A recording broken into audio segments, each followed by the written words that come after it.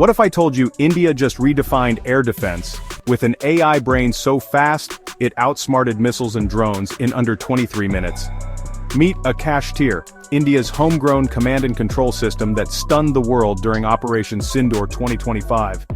Developed by Bell, DRDO and ISRO, Akashteer isn't just a radar system. It's a full-blown AI war cloud.